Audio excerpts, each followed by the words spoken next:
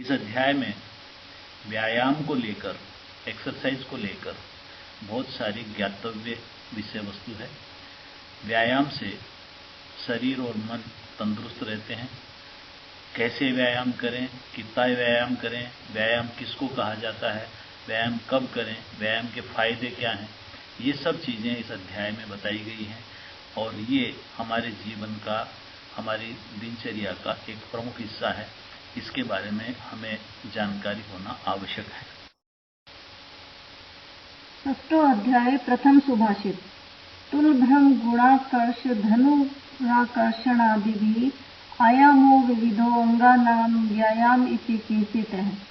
तुल, मुद्गर तथा उसी प्रकार के घुमाए जाने वाले भारी आयुधों को घुमाना, रस्सी खींचना, धनुष का आकर्षण करना इत्यादि विविध कर्मों से शरीर के विविध अंगों का जो आयाम होता है उसे व्यायाम कहते हैं।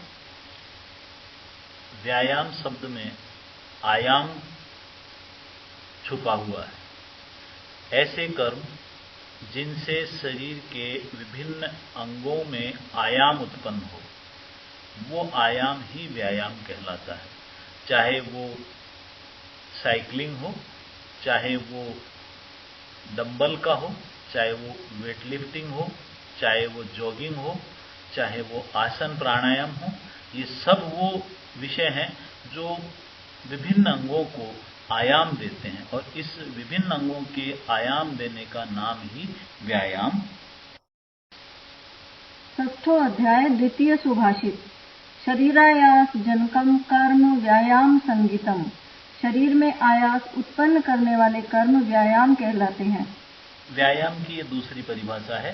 एक तो वो जिससे शरीर में, शरीर के अंगों में आयाम उत्पन्न हो और दूसरा आयाम के साथ में आयासजनक भी हो। हमारे शरीर में थोड़ी थकान हो, उस शरीर का ऑक्सीडेशन बढ़े, शरीर का आयास को उत्पन्न करने वाले कर्म को व्यायाम कहा जाता है। षष्ठो अध्याय तृतीय सुभाषित।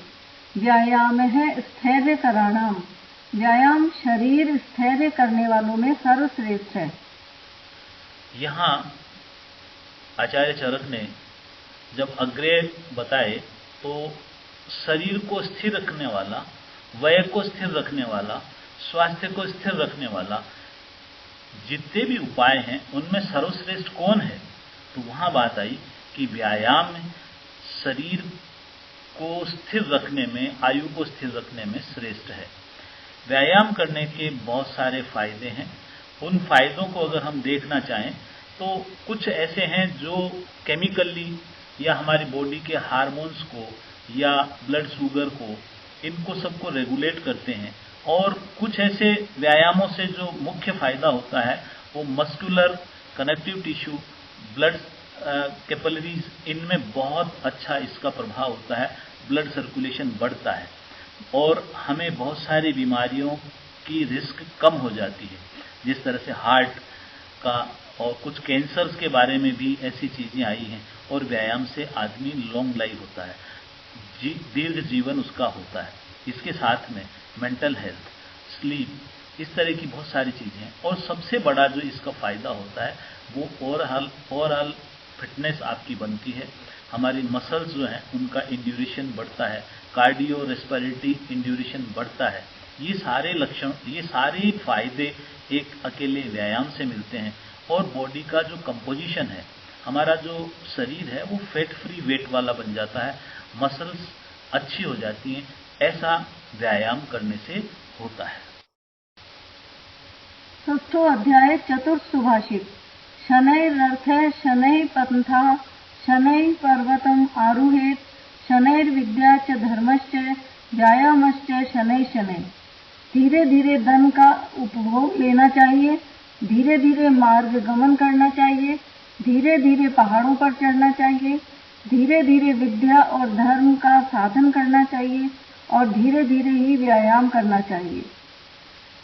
एक बहुत सुंदर दुआ है, धीरे धीरे रे मना धीरे सब कुछ होए, माली सिंचे सो घड़ा ऋतु आए फल होए। बहुत सारे कर्म धीरे धीरे ही होते हैं और उनमें मुख्य ये 6 कर्म चाणक्य नीति शास्त्र ने बताए हैं। धन का अर्जन, क्योंकि पैसा धीरे धीरे ही बढ़ता है। मार्ग, किसी भी मंजिल को पाने के लिए जो मार्ग होता है वो बहुत लंबा होता है, और उस लंबे मार्ग पे मंजिल को पाने के लिए अगर हम जल्दी जल्दी दौड़ेंगे तो हो सकता है हम थक जाएंगे। इसलिए मार्ग को तय करने के लिए मार्गमन भी धीरे धीरे होना चाहिए। पर्वत के ऊपर अगर हम चढ़ने वाले हैं और एक साथ अगर हम चढ़ जाएंगे तो निश्चित रूप से हम तकलीफ में आ जाएंगे।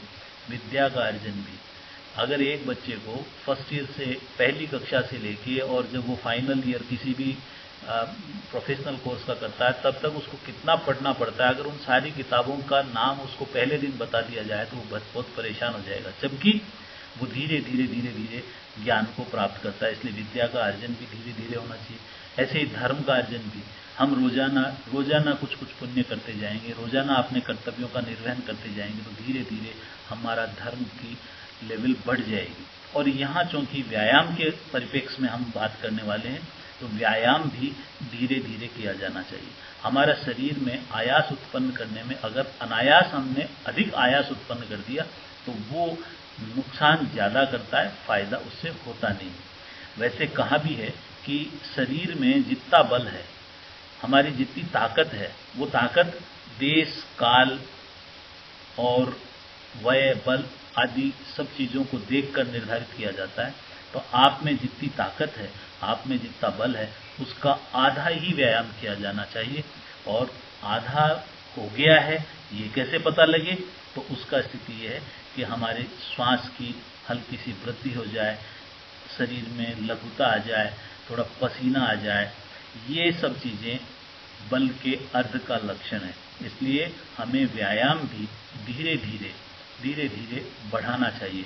ऐसा ही जैसे आज वेट लिफ्टिंग करते हैं कोई, तो वो एक साथ ही 100 किलो वजन नहीं उठा सकता, वो पहले 10 किलो उठाता है, फिर 20 किलो उठाता है, फिर उसकी इंड्योरेंस बढ़ाता है। इस तरीके से धीरे धीरे अगर करते हैं तो शरीर ठीक रहता है, वरना शरीर में एक्सेस और ऑक्सीडेशन होके यूरिक एसिड वगैरह इन सब की बढ़ने की, लैक्टिक एसिड बढ़ने की होकर बहुत तकलीफ में एसिडोसिस जैसी स्थिति बन सकती है। इसलिए हमें व्यायाम धीरे धीरे करना चाहिए, क्योंकि व्यायाम में जो ऊर्जा का खर्च होता है वो हमारे ग्लूकोज में, हमारे ब्लड में उपस्थित ग्लूकोज, और अगर उसकी कमी हो जाती है तो वो ग्लाइकोजन को ग्लूकोज में बदलता है। ये प्रोसेस बहुत धीरे धीरे होना चाहिए। अगर फैट से हम एनर्जी लेना शुरू कर देंगे तो हम व्यायाम की श्रेणी में आएंगे, लेकिन ये सब कर्म बहुत धीरे धीरे किए जाने चाहिए। 6वां अध्याय पंचम सुभाषित। स्थाने संवताम शक्त्या व्यायामे वृद्धि रंगिनाम अयथा बलम आरंभो निदानम क्षय संपदः। शक्ति के अनुसार उद्योग करने में श्रमवान राजाओं की राज्य संपदा की वृद्धि होती है। शक्ति से अधिक उद्योग राज्य संपदा के क्षय का मूल कारण होता है। साथ ही 6वां सुभाषित अयथा बलम आरंभ प्राणोपरोधी नाम। शक्ति से अधिक किया हुआ कोई भी कर्म आयुष्य और शक्ति दोनों को बाधक करने वालों में सर्वश्रेष्ठ होता है। बिना विचारे जो करे सो पाछे पछताए, ये बहुत बड़ी लोकोक्ति है। जब भी कोई कार्य प्रारंभ किया जाता है तो हमें उस कार्य को करने के लिए कितनी ऊर्जा चाहिए, ये विचार हमको पहले करना पड़ता है। अगर ये विचार हमने पहले नहीं किया तो फिर हम आगे जाके समस्या में आने वाले हैं। जहां ये कहा जाता है कि बलवान कौन, कार्य को सफल कौन कराएगा, तो कहा जाता है बुद्धि यस्य बलंतस्य, जिसमें बुद्धि है वही बलवान है। और बुद्धि क्या, बुद्धि है अध्यवसाय बुद्धि। हम निर्णय करते हैं कि ये काम मुझे करना चाहिए, इस काम को करने के लिए मुझे क्या क्या संसाधन, क्या क्या जरूरतें पड़ेंगी, इस काम को करने के लिए मुझे कितना श्रम लगाना पड़ेगा, ये सब विचार करके ही हमको प्रवृत्त होना चाहिए कार्य में। अगर हम ये सब विचार किए बिना ही हम कार्य आरंभ कर देते हैं तो निश्चित रूप से वो हमें क्षय की तरफ ले जाता है। और इसको आयुर्वेद के शास्त्र में कहते हैं प्रज्ञापराध, प्रज्ञा के द्वारा किया गया अपराध। और प्रज्ञापराध का अगर हम बहुत सीधे अर्थों में करें तो मिस्टेक ऑफ द इंटेलेक्ट, आपकी इंटेलिजेंसी की मिस्टेक ही प्रज्ञापराध है। और अगर हम किसी भी कार्य को, चाहे वो शारीरिक कार्य हो, चाहे वो मानसिक हो, चाहे वो भवन बनाने का हो, चाहे वो मकान जीवन के संबंध में हो, चाहे व्यायाम के संबंध में हो, हमें हमारी ताकत को देखकर ही कदम उठाना चाहिए। उसी के हिसाब से हमको कार्य प्रारंभ करना चाहिए। षष्ठम अध्याय सप्तम सुभाषित। मेदश्छेद कृशोदरम लघु भवत्युत्थान योग्यम वपुः सत्वानामपि लक्ष्यते विकृतिम चित्तम भय क्रोधयो उत्कर्षः स च धन्वीनाम यदिशवः सिद्ध्यन्ति लक्ष्ये चले मिथ्यैव वसनं वदन्ति मृगया मीदृग विनोदः कुतः। चर्बी का नाश होने से तोंद घटकर शरीर हल्का और उद्योगक्षम बनता है। जिन प्राणियों के शिकार किए जाते हैं उनके चित्त पर भय और क्रोध का प्रभाव होता है, वह भी देखने को मिलता है। चलायमान लक्ष्य पर जब बाण वेद करने में सफल होते हैं तब धनुर्धारियों के लिए वह एक आत्मगौरव की बात होती है। तात्पर्य, मृगया को व्यर्थ में व्यसन कहते हैं। इससे अधिक मनोविनोद कहाँ से प्राप्त होगा। ये प्राचीन समय में जो ग्रंथ लिखे हुए हैं उनमें है, और वहाँ शिकार करने का अपना महत्व प्रतिपादित किया गया है। शिकार करना वर्तमान समय में दंडनीय अपराध है। केवल संरक्षित जानवरों के लिए ही नहीं बल्कि साधारण और घरेलू जानवरों को भी भारत में तमाम कानूनों के जरिए संरक्षण दिया गया है। भारत में पशुओं के शिकार पर प्रतिबंध है और यहाँ जानवरों के अधिकारों से जुड़े पर्याप्त कानून भी हैं। लेकिन उस समय में इसको मनोविनोद के लिए और मन और शरीर के विकास के लिए इसको उस दृष्टि से देखा जाता था। षष्ठो अध्याय अष्टम सुभाषित। खिन्नम विनोदयति मानस मात नोति स्थैर्यं चले वपुषि लाघो माद धाति उत्साह बुद्धि जननीम रणकर्म योग्याम राज्ञाम मुधे मृगयाम व्यसनम वदंती। मृगया खिन्न के लिए मनोविनोद है, मन को विस्तृत करती है, दुर्बल शरीर में बल और लाघव उत्पन्न करती है। इस प्रकार उत्साह और बुद्धि बढ़ाने वाली, युद्ध कर्म का सम्यक अभ्यास कराने वाली राजाओं की यह मृगया को व्यर्थ में व्यसन कहा है। षष्ठो अध्याय नवम सुभाषित। देव यथा मृगया योपकारिकी न तथान्यत अत्र ही व्यायामोत्कर्षाद सूप कर्ता दीर्घाद्व लंघन क्षमो जंघाव जगह कफापचयादारोग्य मूलाशयग्नि दीप्ति मेदापकर्षादंगानाम स्थैर्य काकर्ष लाघव दीनी शीतोष्ण वात वर्ष क्षुत पिपासा सहत्वम। हे राजन, मृगया के समान दूसरा कोई खेल उपकारक नहीं होता है। इसमें व्यायामोत्कर्ष से टांगों का वेग लंबा मार्ग तय करने में क्षम बनता है और आपत्तियों में उपकारक सिद्ध होता है। कफ का क्षय होने से इसमें आरोग्य का मूल जो जठराग्नि प्रदीप्त होती है। चर्बी कम होने से अंग प्रत्यंग मजबूत, कड़े और लघु होते हैं। शीत, उष्ण, वात, वर्षा, क्षुधा और तृषा इनको सहन करने की शक्ति आती। षष्ठो अध्याय दशम सुभाषित। हठस्य प्रथमांगत्वादासनं पूर्वम उच्यते कुर्यात आसनम स्थैर्यम आरोग्यम चांग लाघवम। हठ योग का प्रथम अंग होने से आसन को प्रथम कहते हैं। आसन स्थैर्य, आरोग्य और अंग लाघव उत्पन्न करते हैं। व्यायाम के विभिन्न आयाम। व्यायाम कई तरीके से हो सकता है, चाहे वो पैदल करके चल के कर रहे हैं, चाहे आप कोई और एक्सरसाइज कर रहे हैं, चाहे आप रनर पे घूम रहे हैं। लेकिन एक हठ योग का जो प्रथम अंग है वो है आसन। आसन का जो सीधा अर्थ किया गया है कि स्थिर सुखम आसन, जो स्थिर और सुखदायी हो वह आसन है।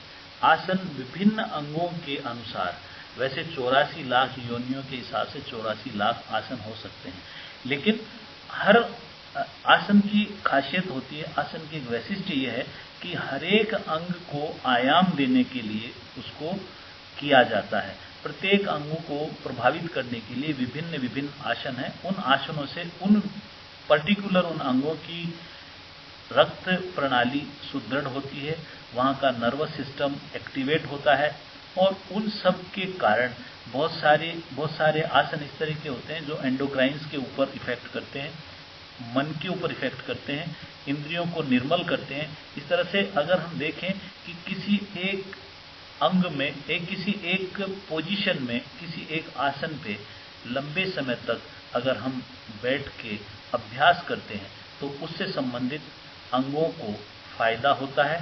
हम मन खुश होता है, तनाव से मुक्ति मिलती है और धीरे धीरे हम में किसी एक जगह पे स्थिरता से बैठने का और मन की चंचलता को नियंत्रित करने का एक हमें अभ्यास मिलता है। तो आसनों का अभ्यास हमें बहुत सारे फायदे करवाता है। 6वां अध्याय एकादश सुभाषित। आरोग्यम भास्करादिच्छेदनम इच्छेद्युताक्षणात् ज्ञानम महेश्वरादिच्छेन मुक्तिम इच्छेन जनार्दनात्। सूर्य देवता से आरोग्य की, अग्नि से धन की, शंकर जी से ज्ञान की और विष्णु से मोक्ष की इच्छा करें। यहाँ व्यायाम का एक बहुत ही फ्रूटफुल पैकेज है जिसको हम सूर्य नमस्कार कहते हैं। सूर्य नमस्कार में आत्मा, मन, इंद्रियां व शरीर को प्रसन्न करने की क्षमताएं हैं। सूर्य प्रत्यक्ष रूप से व अप्रत्यक्ष रूप से हमें आरोग्य की प्राप्ति करवाते हैं। इसलिए उन आरोग्य के देवता भगवान सूर्य को हमें नमस्कार करना चाहिए। सूर्य नमस्कार में 12 आसनों का अभ्यास क्रम से किया जाता है और उन प्रत्येक आसन के दौरान एक मंत्र का उच्चारण किया जाता है, जिस मंत्र में हम उस भगवान सूर्य को नमस्कार करते हैं, नमन करते हैं, अभिनंदन करते हैं। फलस्वरूप हमें ऊर्जा की प्राप्ति होती है और सूर्य नमस्कार के जो ये आसन हैं, इनसे शरीर में बहुत रचनात्मक प्रभाव आते हैं, जिनको हम प्रत्यक्ष रूप से देख सकते हैं और बहुत सारे अनुसंधान इस विषय में हो चुके हैं कि सूर्य नमस्कार से, केवल एकमात्र सूर्य नमस्कार से हमें बहुत सारे फायदे होते हैं। 6वां अध्याय द्वादश सुभाषित। आदित्यस्य नमस्कारम ये कुर्वन्ति दिने दिने जन्मांतर सहस्रेषु दारिद्र्यम लोपजायते। जो प्रतिदिन प्रातःकाल सूर्य नमस्कार का व्यायाम करते हैं, उनमें इस जन्म ही नहीं, आने वाले अनेक जन्म जन्मांतरों में भी दारिद्र्य उत्पन्न नहीं होता। दरिद्रता का मूल आलस्य होता है, अकर्मण्यता होती है और सूर्य नमस्कार करने वाले को प्रातःकाल जल्दी उठना पड़ेगा। तो जो आदमी सुबह जल्दी उठेगा तो निश्चित रूप से वो अपने कर्म पे जल्दी पहुंचेगा, अपने दायित्वों को जल्दी निर्वहन करने की सोचेगा और जब वो उस नमस्कार के तहत किए जाने वाले आसनों को करेगा तो उसका शरीर भी स्वस्थ हो जाएगा। इसलिए सूर्य नमस्कार अकेला ही योगासनों में श्रेष्ठ है और वो अकेला ही इस बात के लिए समर्थता रखता है कि वो शरीर और मन को समस्त लाभ जो एक व्यायाम से, जो योगासनों से इनसे मिलता है, वो मिल जाएगा।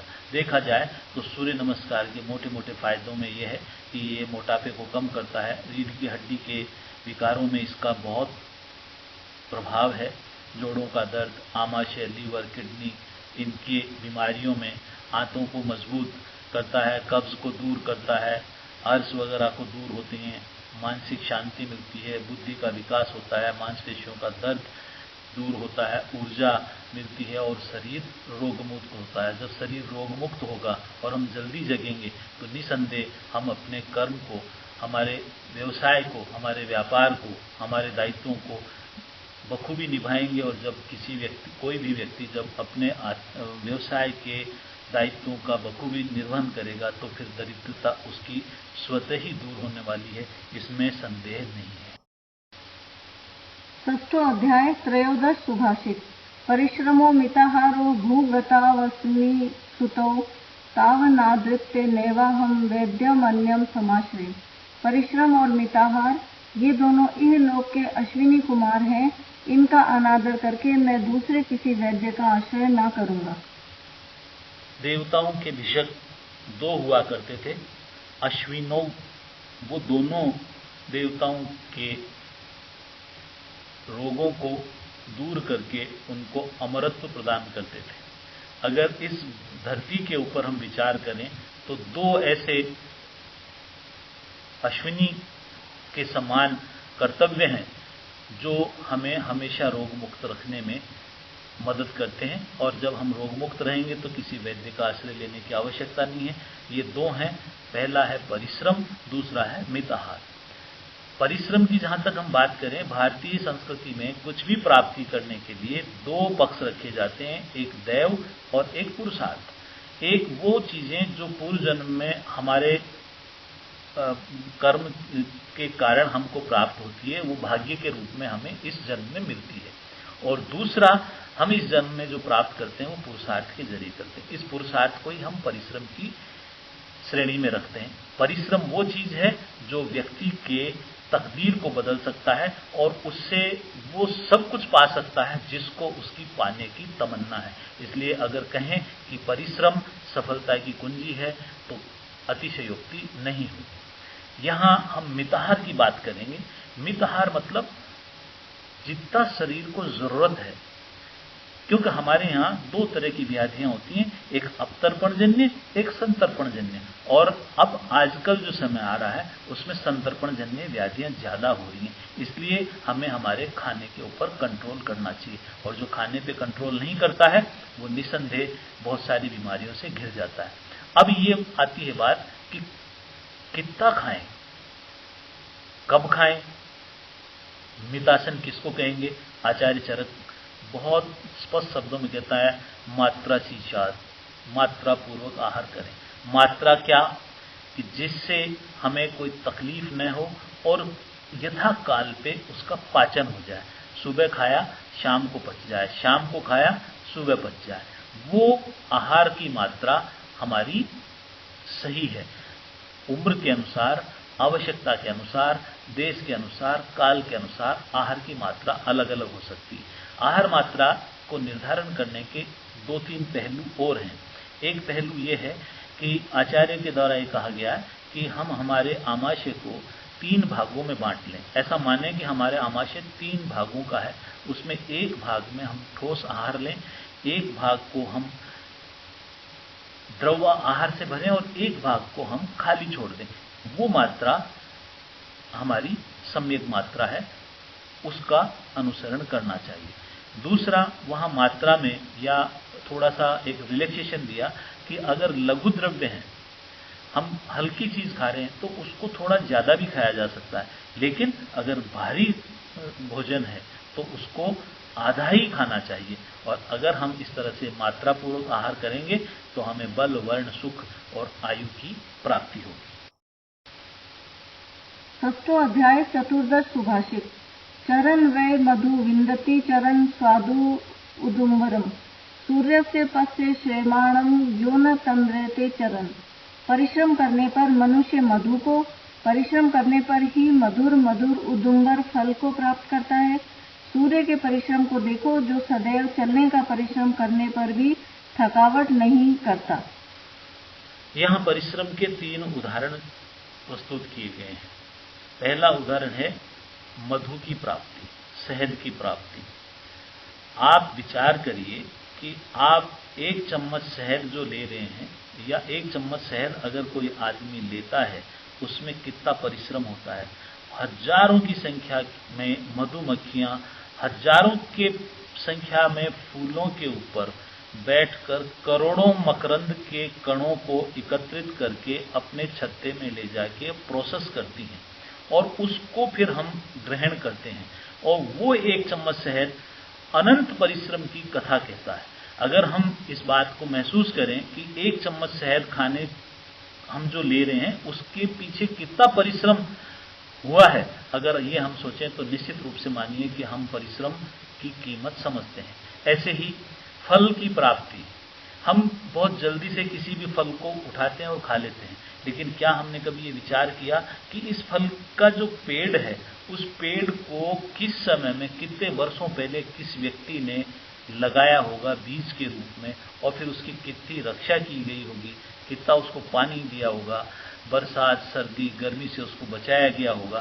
धीरे धीरे वो पेड़ पूर्णता की तरफ आया, उसमें फूल लगे, और उसके बाद में उसमें फल लगे और वो फल हम सेवन कर रहे हैं, तो इसके पीछे भी एक बहुत लंबी परिश्रम की कथा हम देख सकते हैं। और इसी तरीके से सूर्य के लिए भी कहा जाता है, हालांकि सौरमंडल में सूर्य स्थिर रहता है और पृथ्वी चारों तरफ उसके परिक्रमा करती है, लेकिन ये इस तरीके से बताया गया है कि जिस तरह से सुबह दोपहर हर दिन सुबह सूर्य का उदय होना और हर दिन शाम को सूर्य का अस्त होना, बिना किसी रुकावट के, बिना थके, निरंतर ये कार्य हो रहा है, तो ये भी परिश्रम का एक उत्कृष्ट उदाहरण है। 6 अध्याय पंचदश सुभाषित। कलिः शयानो भवति संजिहानस्तु द्वापरः उत्तिष्ठन् त्रेता भवति कृतं संपद्यते चरण। निद्रा लेने वाला कलियुगी, निद्रा त्यागने वाला द्वापर युगी, खड़ा रहने वाला त्रेता युगी और चलने फिरने वाला कृतयुगी है। ऐसा कहा जाता है कि 4 युग हैं। सबसे बढ़िया, सबसे उत्तम युग था सतयुग, उसके बाद में त्रेता युग, उसके बाद में द्वापर युग और सबसे अंत में कलयुग आया।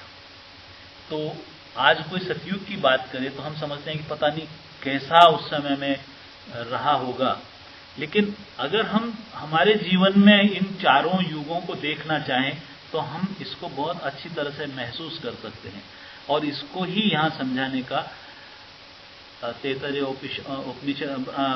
ब्राह्मण ने किया है कि जब हम सो रहे होते हैं तो मान लीजिए कलयुग है, और सो के जब हम जग जाते हैं, खाट हमसे छोड़ी नहीं जाती, पलंग हमसे छोड़ा नहीं जाता, बिस्तर हमसे छोड़ा नहीं जाता, तो आप द्वापर में पहुंच गए।